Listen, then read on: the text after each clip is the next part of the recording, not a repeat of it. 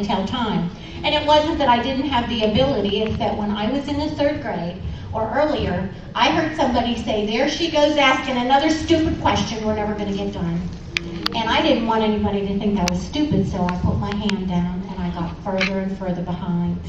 I remember I was doing great in math and some other subjects, but I remember my mom talking about my problem with reading and maybe I should be held back. And I didn't want to go into the same classroom with my sisters. But I went to school with 53 kids in my classroom. My sisters only had 23 children in their classrooms. Must have been a baby boom in 1952.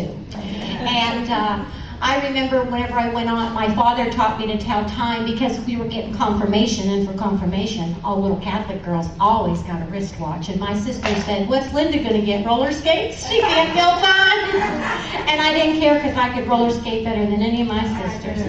And I didn't think I needed to know, but my mom and dad must have talked about it because my dad asked me one Saturday afternoon when just the two of us were home, what time was it?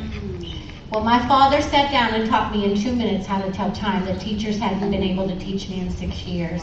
So knowing all this in my head, I'm thinking, what's my mom and my sister's going to say? Linda wrote a book. When did she learn to read? And that's just what they said.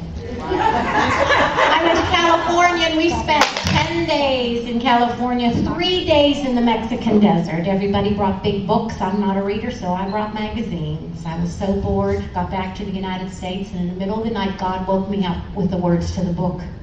And my pastor used to say, if you can't sleep, pray, the devil will put you right back to sleep, and if he doesn't, God wants to listen to you, and when he's sick of hearing you, he'll put you to sleep. So I argued with God and said, I'm not the one, Lord, I can't do this, I can't do that, and he didn't let up. So I got up in the middle of the night, went in my friend's bathroom, and wrote the words to the book. I didn't want anybody to get up in the middle of the night and see me in the living room and I'd have to explain to them what I'm doing. California is the land of the fruits and nuts. I thought I'd think I was one of them. So I wrote the book and did what every young author does. I hid it in a book for 3 years. My kids still struggled, and finally I told a friend when she confessed how much her kids were being teased, and she encouraged me to get the book in writing. Well, I didn't know any printers. I can't draw worth a lick. So I just started. I had a typewriter, but I used more correction ribbon than I used regular ribbon. And so I hand wrote it, and then I recorded it on my children's Fisher-Price tape recorder in the bathroom where it was quiet. I did this all in secret while my children were at home. I hurried up and got all my housework done early in the morning. I wrote the book, wrote it, and I'd listen to see how it sounded on the tape recorder as I did my housework. And when something didn't sound right, I turned it off, made a correction, re-recorded the book. My kids came home, early dismissal, and found me in the bathroom recording.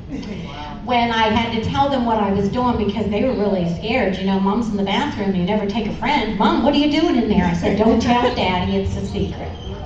I didn't tell my husband what I was doing, and I didn't have an illustrator. And I remember God wanted me to have my dentist in the book. And I tried to write it in the storyline, and it sounded funny, and I took it out.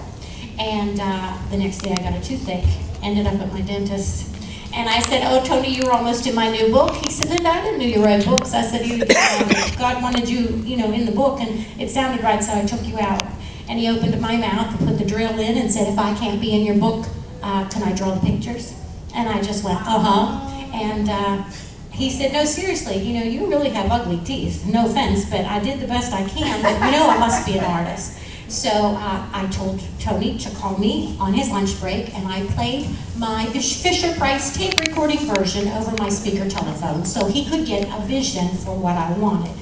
He met me the following Sunday with pictures better than what my mind's eye saw. I saw a little boy looking out the window at some Halloweeners, but there were no pockets on his pants and no curtains on the window. And I asked him if he'd do the rest of my book, but please don't tell my husband. I had no idea who to go to. I went to 2 printers and they all looked at me like I was crazy.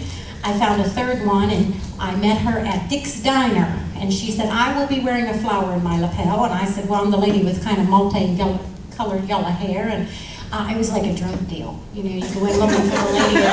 And she opened up this big portfolio and showed me what she had planned. And she wanted to know what font I wanted. I didn't even know what font was.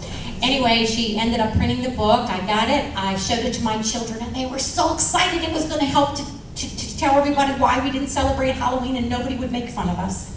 When I showed my husband, he was in shock, and he was even